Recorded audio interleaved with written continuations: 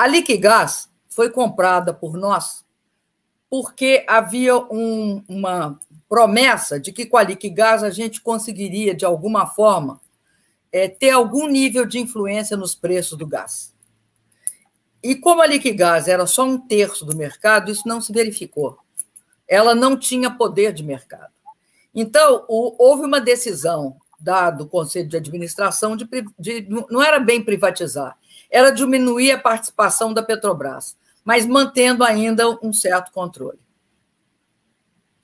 Agora, o que é o sistema Eletrobras? Vamos entender? O sistema Eletrobras é dominantemente o seguinte: é toda a estrutura do que a gente chamava do poço ao poste.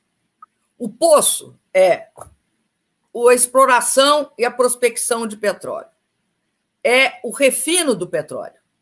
É a distribuição do combustível, é a estrutura e a infraestrutura de gasodutos e dutos de óleo, que são muito importantes. E a BR distribuidora, que tinha uma presença e um poder de mercado, ou seja,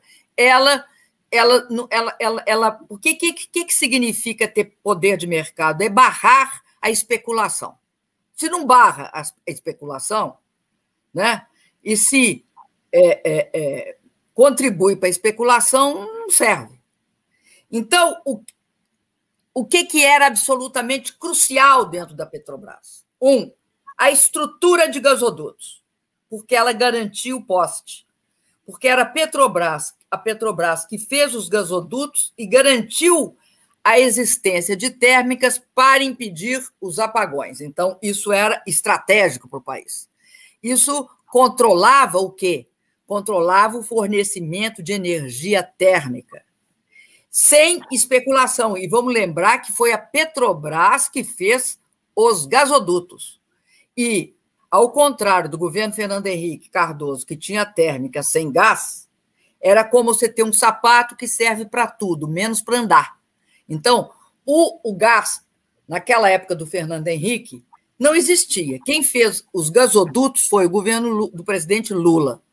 Os principais gasodutos complementares, porque tinha sido feito um Bolívia-Brasil, mas ele não era suficiente, ele não distribuía, né, o gás pelo Brasil. Então, isso era estratégico. Segundo, estratégicas refinarias, porque a refinaria permite que você tenha uma referência de preço de combustível.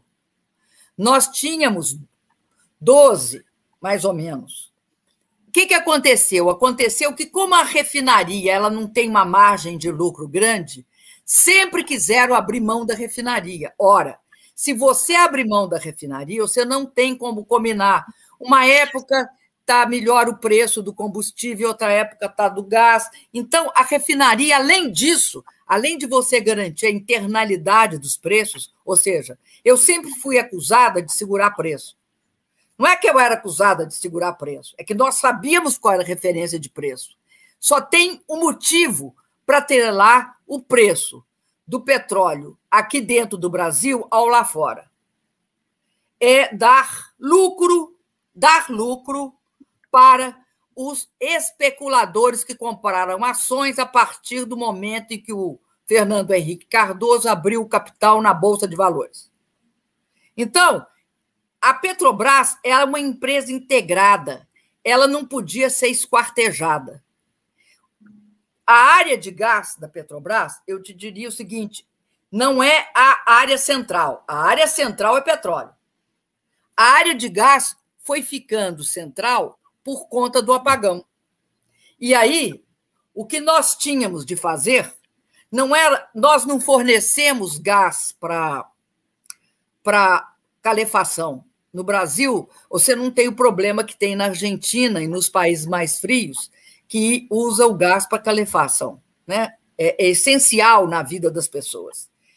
O nosso uso de gás, fundamentalmente, era industrial e térmico, para termoelétrica. Então, nesse quadro todo, o que tinha de manter? O que tinha de manter é essa estrutura verticalizada. O que é que eles estão fazendo? Esquartejando a Petrobras. Esquartejando. Qual é a área mais grave? A área é gravíssima. É a BR distribuidora, as refinarias. É só? Não. Mais grave é os dutos. Porque como é que você vai levar o petróleo? Os seus dutos são fundamentais. Então, hoje a Petrobras, que vendeu os dutos, paga, já pagou, já deve ter pago pelos dutos, para quem comprou, mais do que pagou, aliás, mais do que ganhou quando vendeu. Então, você tem um quadro de, primeiro, de atrelar os preços ao mercado internacional sem nenhuma consideração. E cada vez que eles venderem refinaria, e como eles venderam a BR, isso se torna possível. Por quê? Porque aí, quando entrar aqui o importador, ele bota o preço e ninguém discute. O poder de mercado é dele. Então, você tem hoje um quadro terrível na Petrobras. Para mim, o mais grave de todos. Em segundo lugar, vem a Eletrobras. Por quê? Porque a Eletrobras, esse sistema que eles querem privatizar, é como se fosse o coração e o cérebro do sistema elétrico interligado nacional. No sistema Sudeste e Centro-Oeste estão as principais usinas brasileiras, aquelas que têm grandes reservatórios, aquelas que sempre foram quem dá a direção, o ritmo e quem segura duas coisas: a própria segurança energética do país e uma tarifa módica. A tarifa mais barata possível. Tarifa módica é isso, é a mais barata possível. Quem segura isso é o sistema Sudeste e Centro-Oeste, tá? Que é essas grandes bacias que têm grandes reservatórios e que faz o seguinte: quando chove no sistema Sudeste e Centro-Oeste, você segura e chove mais, você segura o abastecimento do país. Se não chove tanto, você segura com o norte e com o sul, que são bacias menores.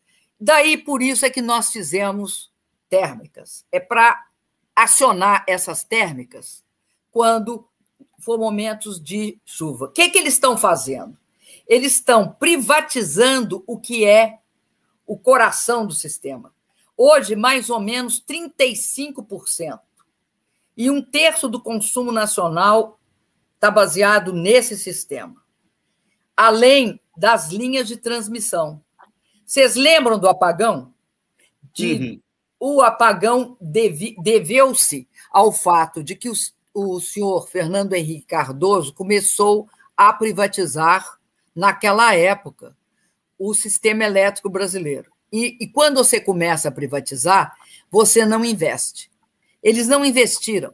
Então, houve duas coisas simultaneamente. Não investiram em transmissão, então tinha energia sobrando no sul. Itaipu, chovia no sul, Itaipu estava rodando, podia transferir para o norte, para todo o Brasil. Não conseguiu. Então, e, de outro lado, também não investiu em usina. Aí, meu filho, é garantido duas coisas: vai ter apagão, vai ter racionamento e vai ter tarifa alta. É garantido. Aí você tem também o Correio, né? O Correio, gente. Por que os Estados Unidos não privatizam o Correio? O Correio é uma Amazon em potencial. Claro. A estrutura de distribuição do Correio é uma... E é competentíssimo o nosso Correio. A taxa de efetividade é uma loucura, não é, Dilma? Não tem sentido nenhum. Quer dizer... Então, é isso. Embraer, como é que queriam? Como é que pensaram que iam transferir tecnologia para se fazer o Gripen sem Embraer? Não tem como. Não vai me dizer que a aeronáutica segura isso. Não. Quem segurava era a Embraer.